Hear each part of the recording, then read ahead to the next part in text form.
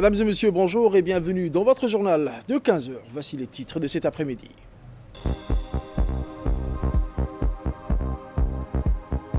Le lancement de la Semaine nationale de la justice placée sous le thème Justice, proximité et confiance s'est tenu au Palais du Peuple ce matin. Aux nouvelles mondiales, le Proche-Orient, l'ONU adopte 2 résolutions pour mettre fin à l'occupation de la Palestine et du Golan. Les détails cet après-midi. Mesdames et messieurs, le journal au complet à présent sous le haut patronage du Premier ministre, son Excellence M. Abdelkader Kamel Mohamed. La République de Djibouti a lancé aujourd'hui la Semaine nationale, au Palais du Peuple, la Semaine nationale de la justice, un rendez-vous majeur dédié à la promotion de l'état de droit, à la transparence judiciaire et au rapprochement entre les citoyens et les institutions. La cérémonie d'ouverture de cette semaine spéciale du 3 au 10 décembre 2025, placée sous le thème Justice, proximité et confiance, a réuni de hautes personnalités, notamment le ministre de la Justice et des Affaires pénitentiaires, son Excellence M. Ali Hassan Bahdon, le président de la Cour suprême, M. Jama Suleiman, ainsi que les principaux acteurs du secteur judiciaire, magistrats, greffiers, avocats et experts juridiques.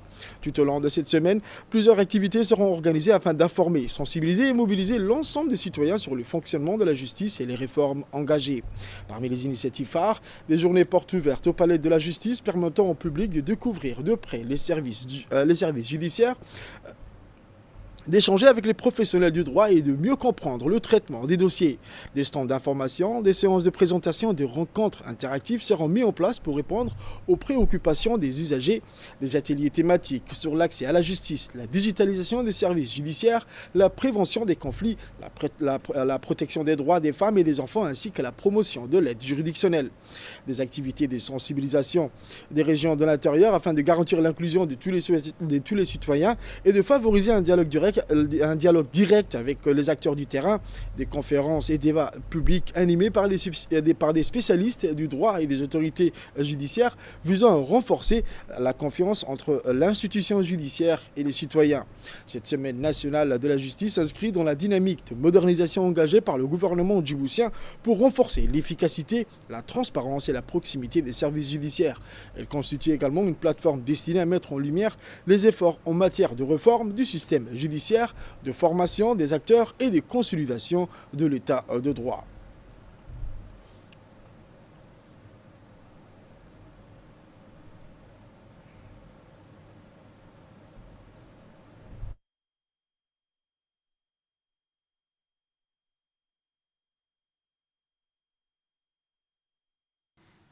C'est un grand honneur pour moi ce matin de représenter le PNUD et d'être à vos côtés pour le lancement de cette première semaine de la justice à Djibouti, qui est une initiative porteuse de sens et d'avenir.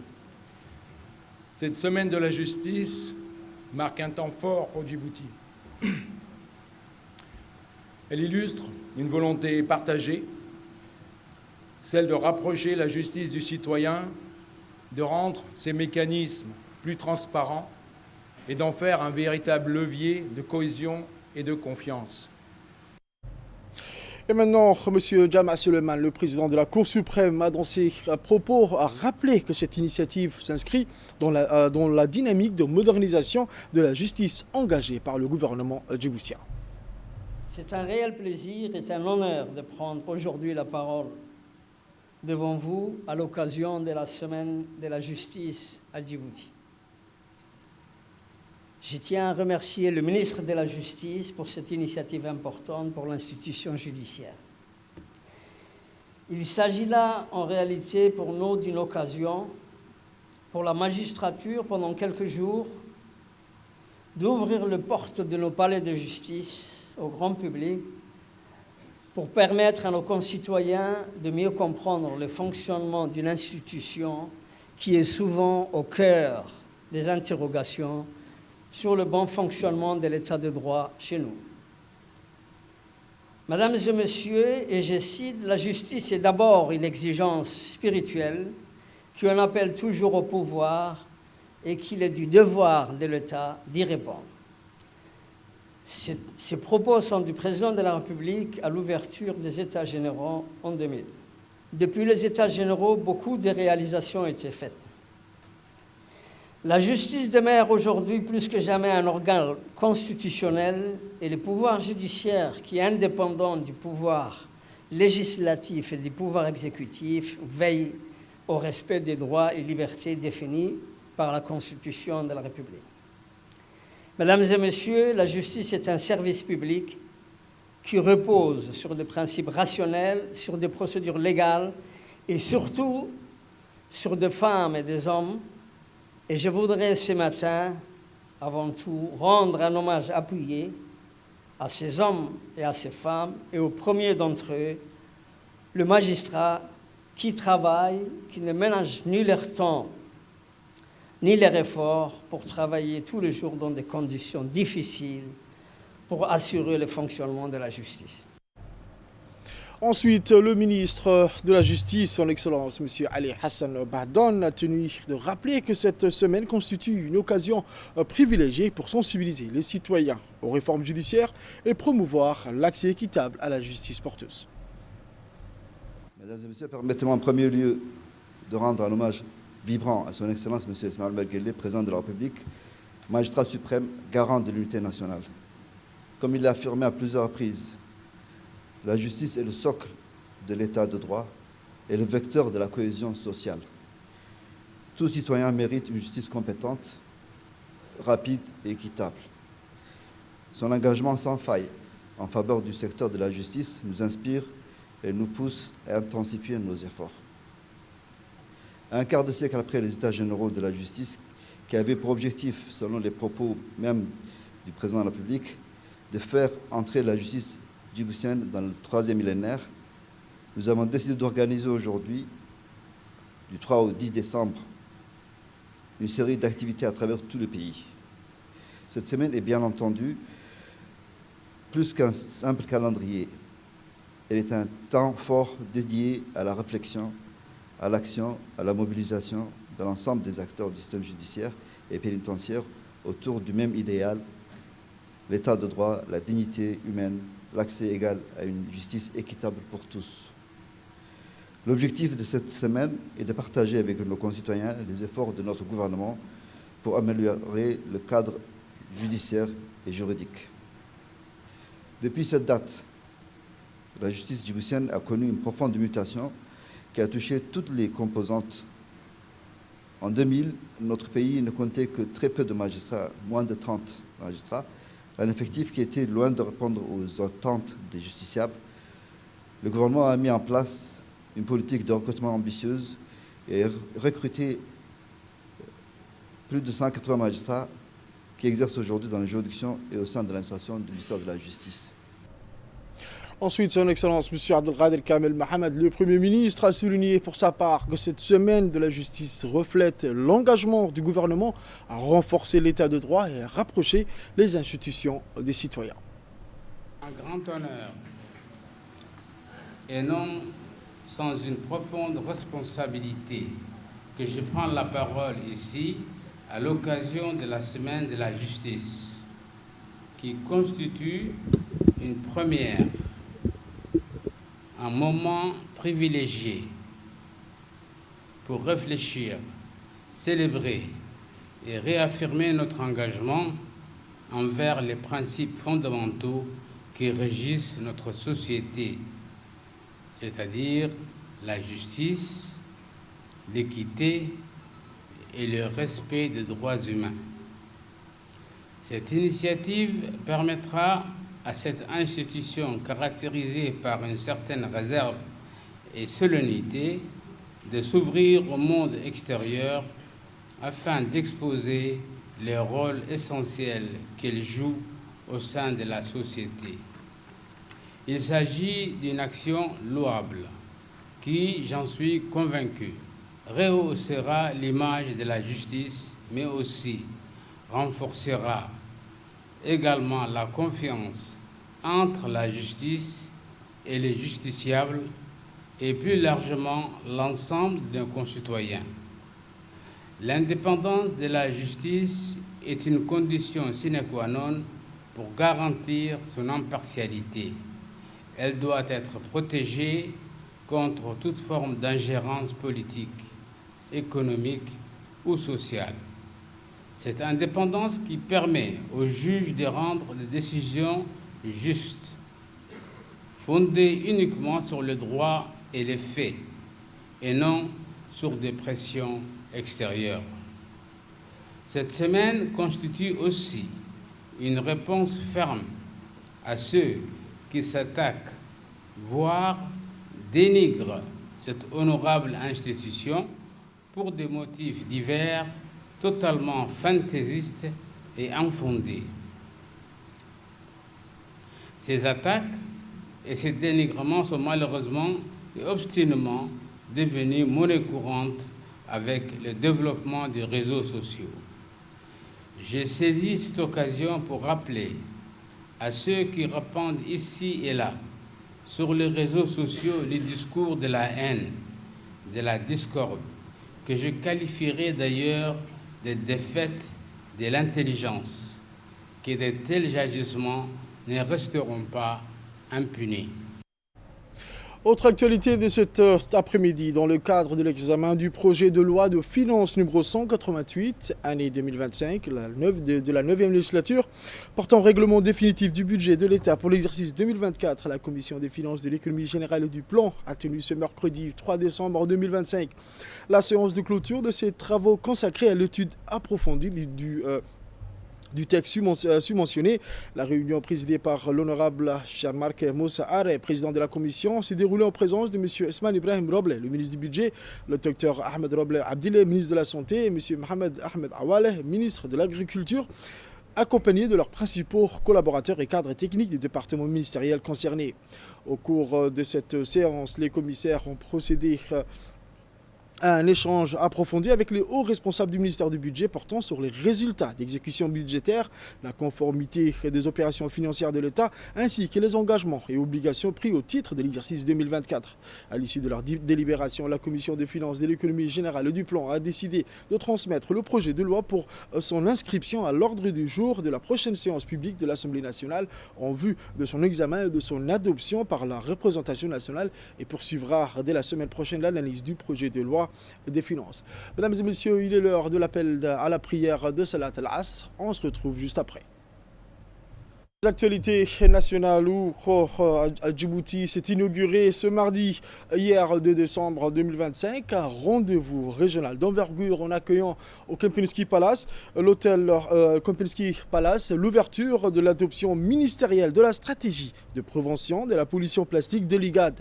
Grâce à l'économie circulaire et aux approches de la source à la mer, organisée par le secrétaire de l'autorité intergouvernementale pour le développement, cette réunion ministérielle se tiendra jusqu'au 4 décembre et réunit les représentants des États membres autour d'un enjeu environnemental devenu crucial pour la région. Plaçant Djibouti au corps des efforts collectifs de lutte contre la pollution plastique, cette rencontre vise à harmoniser les cadres d'action, renforcer les politiques nationales et accélérer la transition vers des modèles durables fondés sur l'économie circulaire. Les travaux s'inscrivent pleinement dans la vision régionale de l'IGAD visant à protéger les écosystèmes, sécuriser les ressources marines et terrestres et réduire les impacts socio-économiques de la population sur les communautés de la Corne de l'Afrique. Parmi les officiels présents, le secrétaire général du ministère de l'Environnement et du Développement durable, M. Dini Abdallah Omar, qui a prononcé une allocution marquant l'engagement de Djibouti à soutenir et à mettre en œuvre cette stratégie. En accueillant cette adoption ministérielle, Djibouti confirme une fois de plus son rôle moteur dans les dynamiques régionales liées au développement durable, à la gestion des ressources naturelles et à la protection de l'environnement.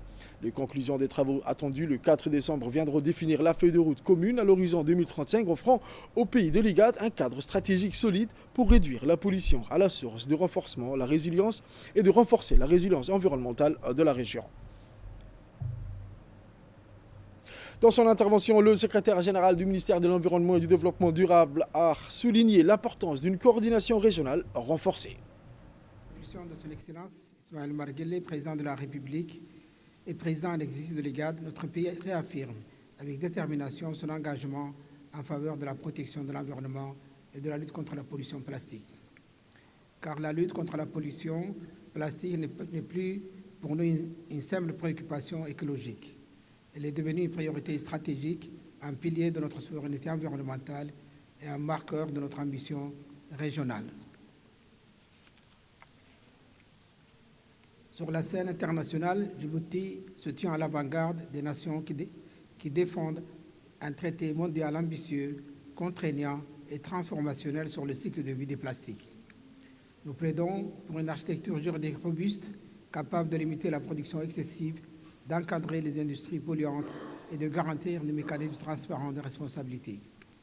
Car seule une gouvernance globale, cohérente et équitable permettra de protéger nos écosystèmes naturels et nos sociétés.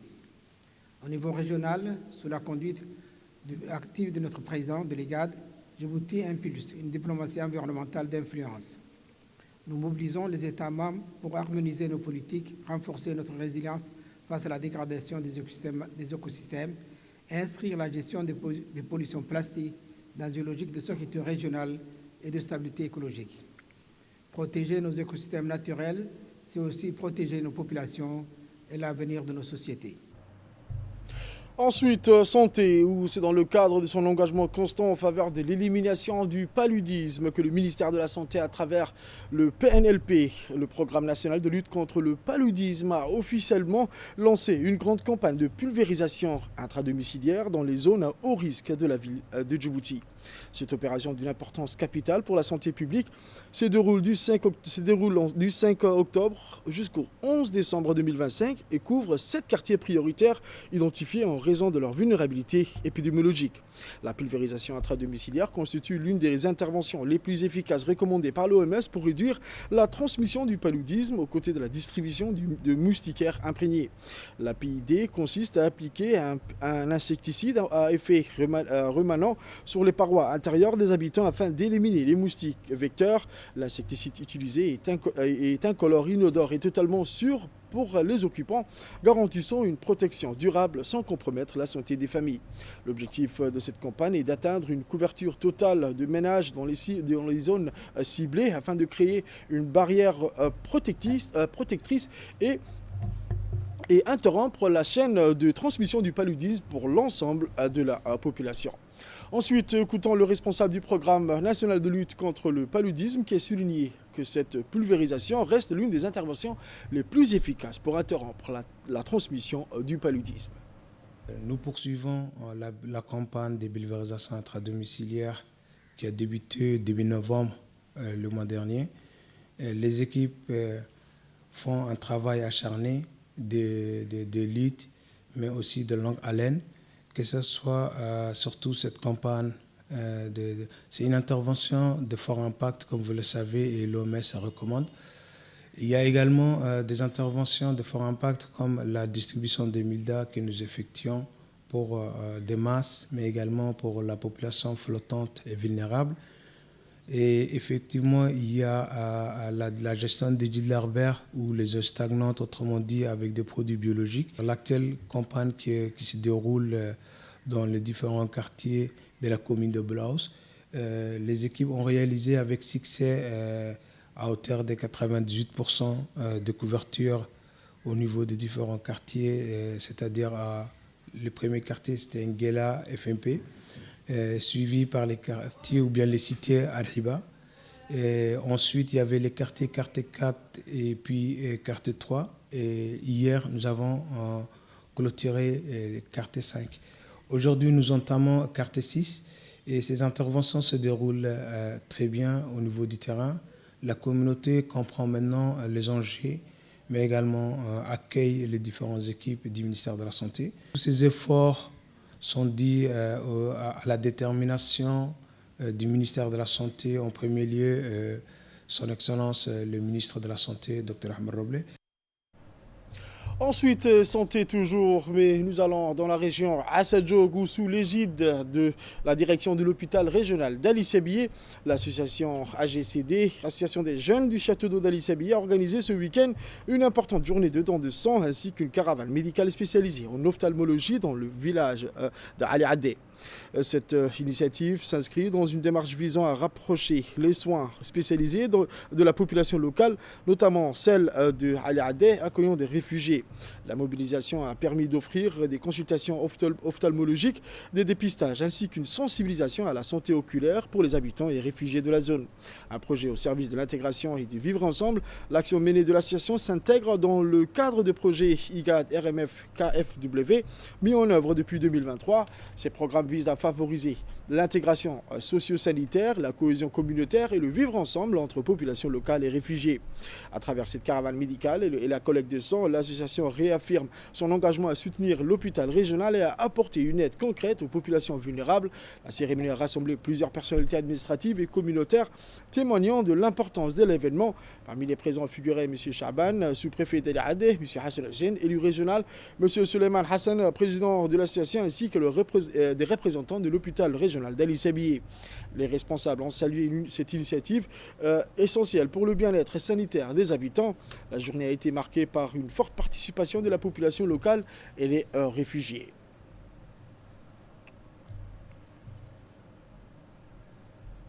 Ensuite, fait divers de ce journal, la Tadjoura, la division des douanes de la région, en étroite collaboration avec la police, a mené une opération réussie qui a permis la saisie de plus de 9700 kg de cannes de contrebande dans la sous-préfecture de Dora. Dès la découverte, une opération de destruction immédiate a été effectuée afin de neutraliser cette marchandise illégale. Les moyens de transport utilisés pour le trafic ont également été saisis. Malgré l'intervention rapide des autorités, les contrebandiers ont pris la fuite, laissant derrière eux la cargaison saisie.